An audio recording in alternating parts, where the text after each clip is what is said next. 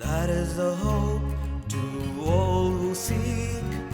That is the way when moments are bleak. So look up to the skies. The light is Jesus Christ, and all who seek will find. Na na na na na na. Na na na na na na. Na na na na na na na na na na na.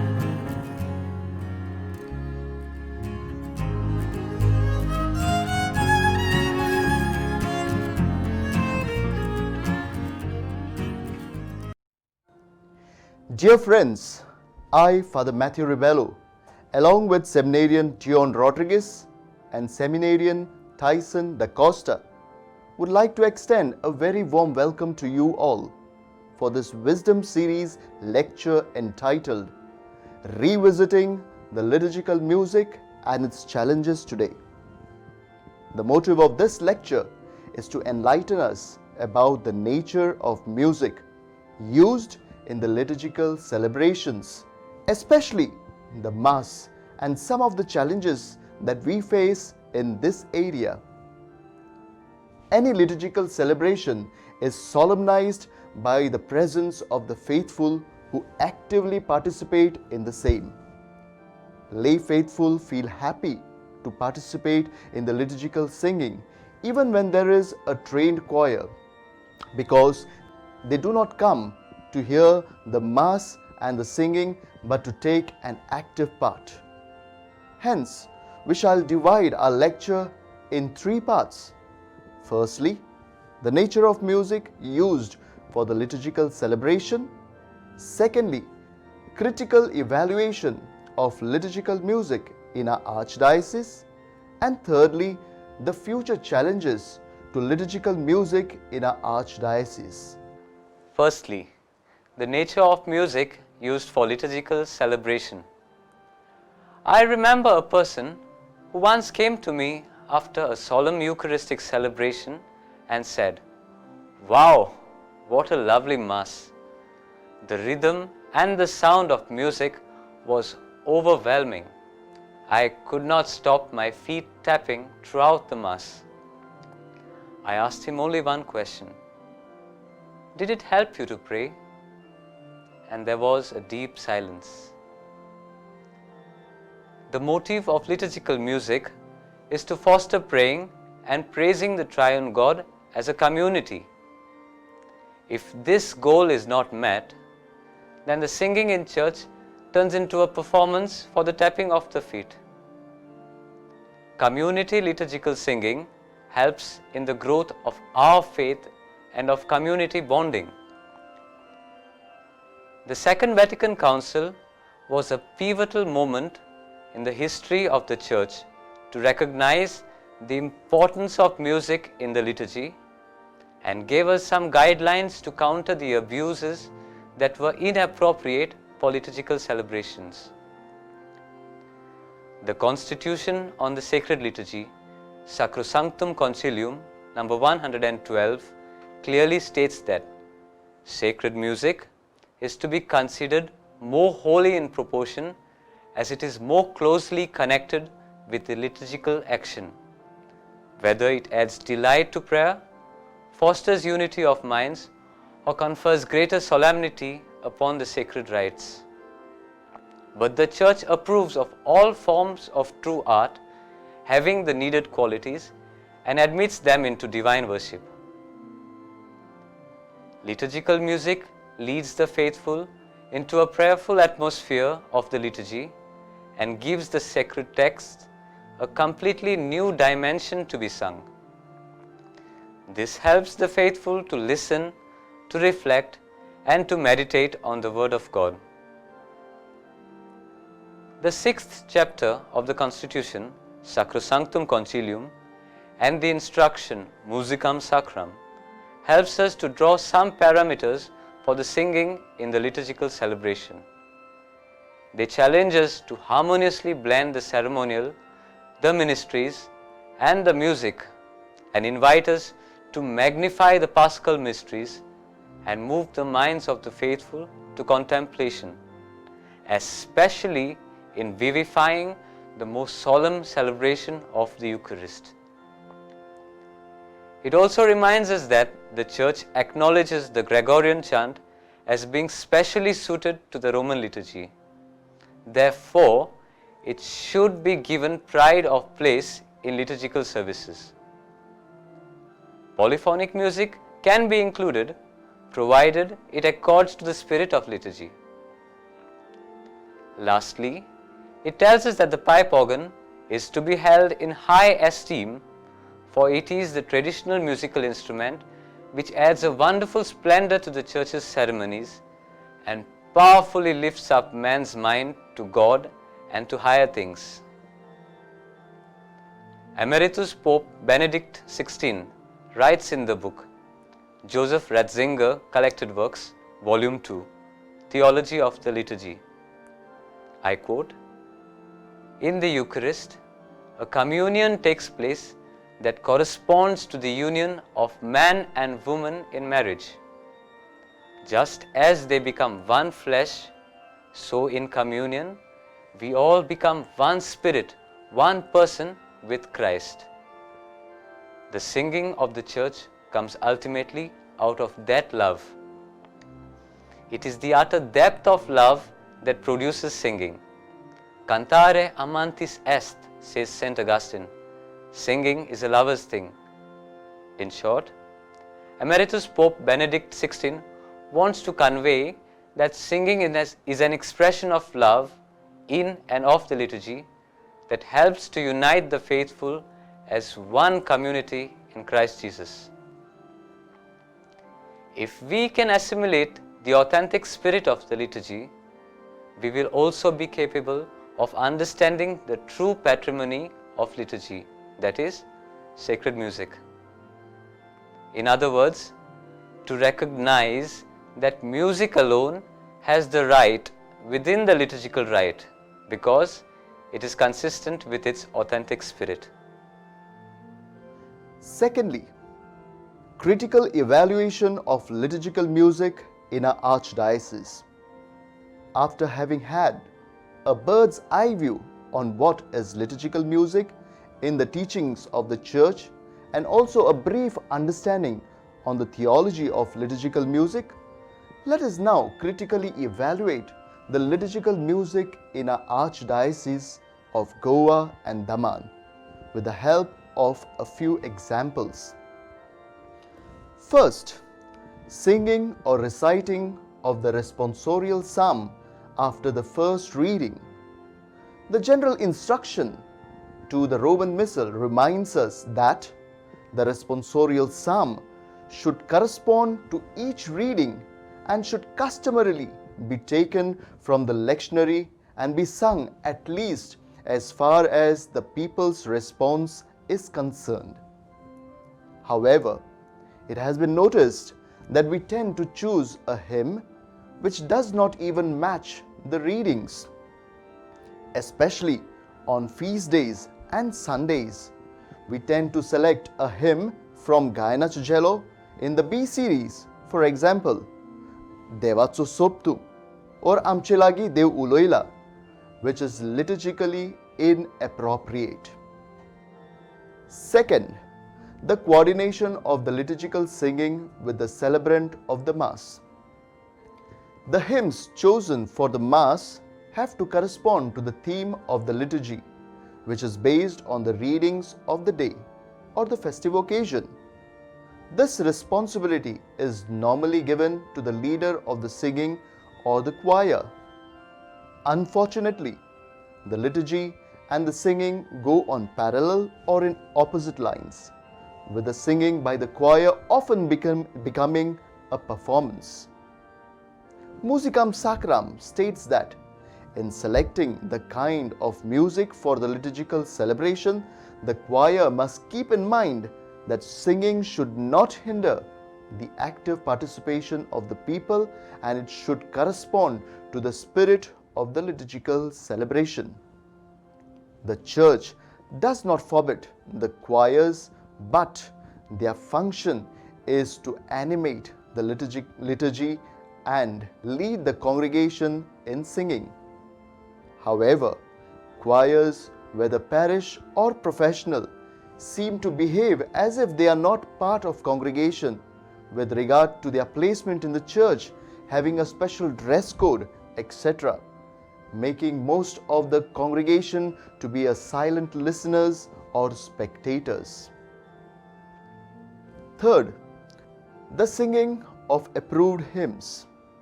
The Archdiocese is blessed with the Gayanantujello and the Devacha Burganchi Gita, which obtain numerous hymns and melodies that are approved for liturgical singing. However, some choirs compose and sing unapproved melodies, which is common during nuptial masses and so-called healing masses. Fourth, the proper use of the instruments.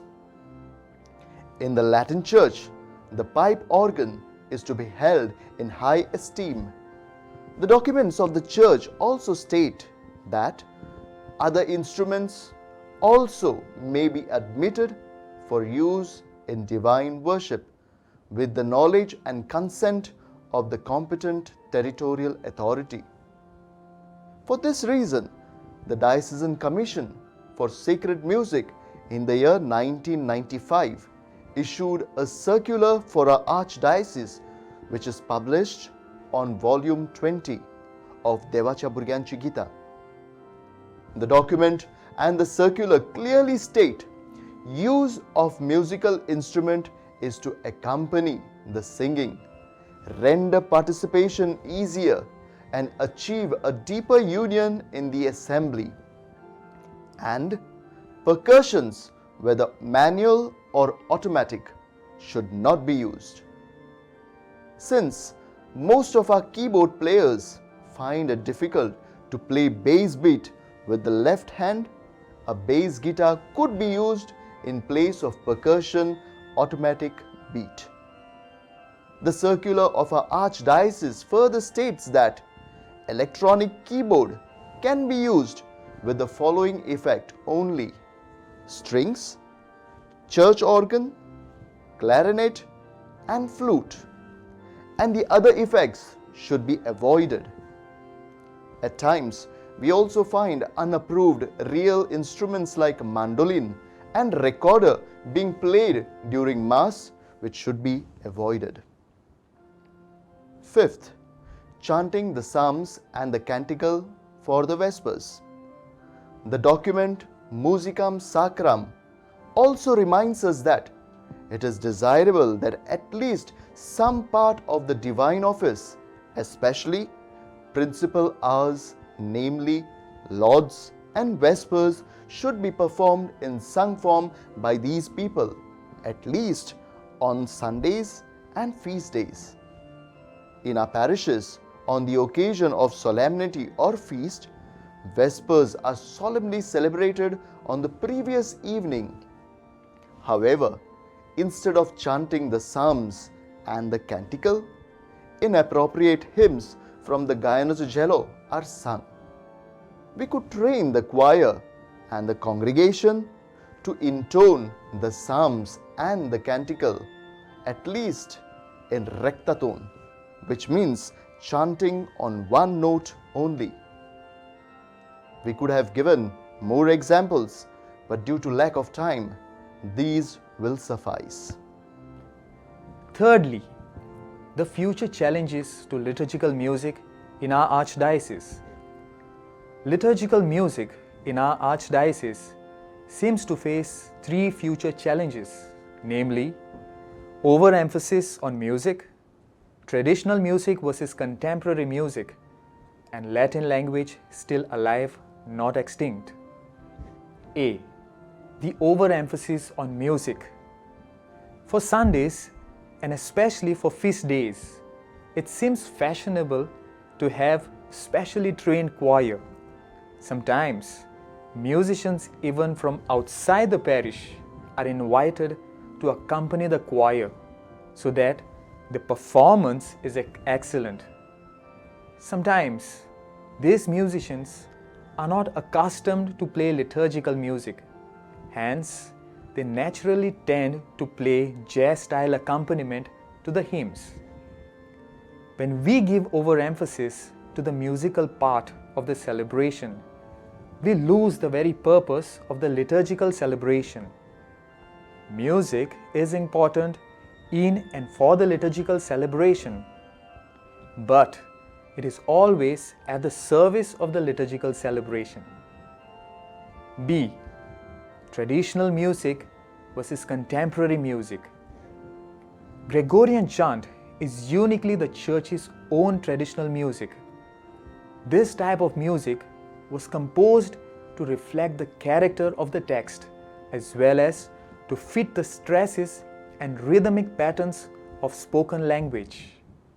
Chant is a living connection with our ancestors in faith, the traditional music of the Roman Rite, a sign of communion with the universal Church, a bond of unity across cultures, a means for diverse communities to participate together in song and summons to contemplative participation in the liturgy. Perhaps because of the language in the Gregorian chant and the youngsters being accustomed to the jazz, pop, rap, etc., Gregorian chant may not be appealing to them. However, tradition of the Church cannot be broken and replaced by any other type of contemporary music. For example, I cannot adapt a popular music of Simon and Garfunkel called Sound of Silence to Amcha Bapa or Our Father, or even the use of traditional Mando music tune to compose a liturgical hymn. C. Latin language still alive, not extinct. A language can be called living language if someone speaks it as a mode of communication. It can also be called alive if it is studied and used as a literary text.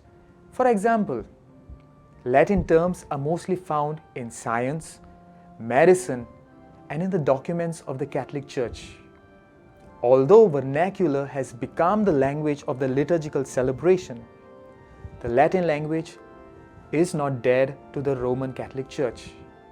Sacrosanctum Concilium number 36 reminds us, particular law remaining in force, the use of the Latin language is to be preserved in the Latin Rite.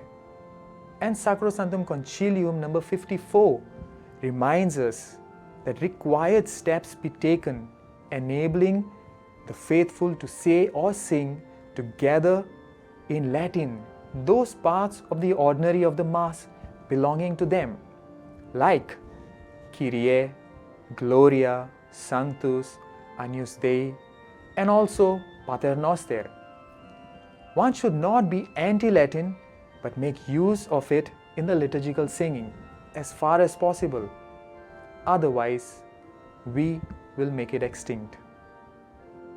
Dear friends, liturgical music cannot be substituted by any other music during the celebration of the sacred mysteries of our faith, because liturgical music has the characteristics of holiness, goodness, and universality. It helps us to translate the authentic liturgical spirit into notes, melodies, and songs.